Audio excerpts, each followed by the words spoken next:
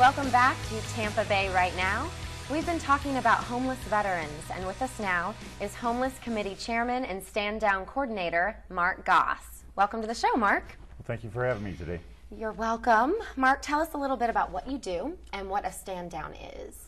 Well, what I do is we reach out to the veterans in the community, the homeless veterans, and we try to help them out as much as possible. And how we do that is bring awareness to the community and get more community involvement. And that's where the stand down comes in. A stand down is where we bring them in and they can have showers and haircuts and some hot chow, and they get some, we give them bags of canned goods and they get clothing. We've given out a lot of bicycles. And the other thing about what a stand down is all about is honor. It's, it's more of a where you can have a conversation with the vets. I'll sit down and have lunch with them there, and they really like that. Just somebody to sit down with them and have a conversation, and it makes them feel like they're back in the groove talking with another veteran, and the respect. Right. And they feel respected again. We were talking about earlier the camaraderie too. To be able to connect with someone who's been through what they've been through. Correct. So I'm sure that's really important. It is. When you say it's trust building as well, because they have to gain trust with the people who are helping them when they're out in the camps and so on and so forth. They have to rebuild trust with the people who are helping them. As what you've seen earlier in the homeless camp, that's how I was able to get into that camp, because of the stand down that happened before, gained their trust. And I was telling them, if you need help, give me a call. Well, I receive calls and then we mobilize. That's fantastic. Yeah, I read that the first stand down was organized in 1988 by a group of veterans in San Diego. And I mean, just in the past decade alone, it's helped over 200,000 veterans, probably plus that, and their families and other military troops. So it's just fantastic. What do you think are great solutions for these veterans that are dealing with homelessness? Well, again, awareness, so we can get more community involvement.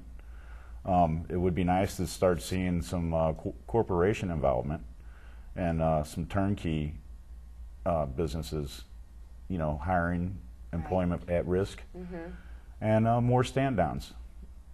And that's what I plan on doing.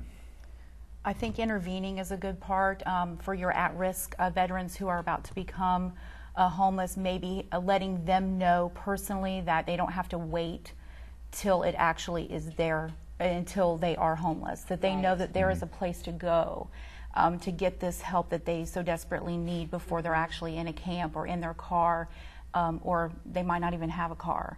So now this, when you're talking about at risk, you're not just talking about a man or a woman, you're talking about families. Right. So that they know that there is these places to go, these organizations, so kind of cutting it off at the pass.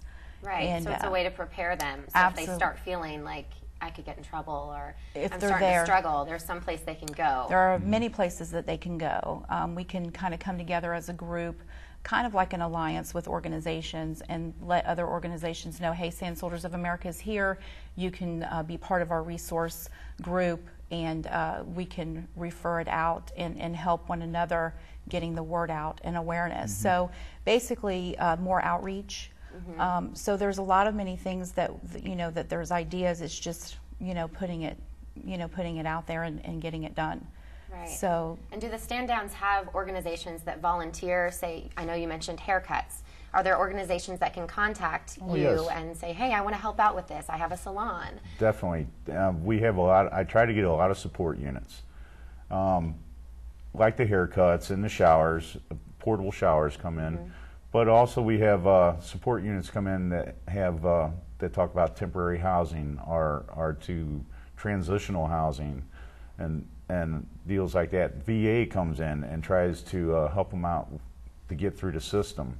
And we have service officers within the VFW and other military organizations that they can go see and get their paperwork, and these guys will walk them through the system to make sure that they get through the VA system and everything and get all the benefits that they are entitled to. Right. And I think we forget about that a lot. Well, forget that they're out there. Especially We the forget that veteran this is that's even a out there. problem. You know, the veteran that's out there, he's downtrodden. Right. He's addicted, and he just don't remember what he was told in the military. And there is help out there, and of course, it has to go through the community in order to get them into the system. Right. Were you going to say something to that? Well, I was just going to say that you know, we don't even realize that they haven't even gotten their benefits, and so that's the first step is to getting them what they deserve. Right. And so, you know, when we all get together and at these stand downs, I think it's just a matter of collectively. You know, we're at this point now where we're pounding the pavement, and I think that when you have these awareness pieces and everybody is aware of what's going on, instead of us going out and just beating down doors, right. people are now coming to us. So how can the community find out more? Is there a website? Is there stand downs that are happening? How can we find out where they are? We have a stand down coming up on October 20th at Chester McKay VFW in Seven Springs, Pasco County.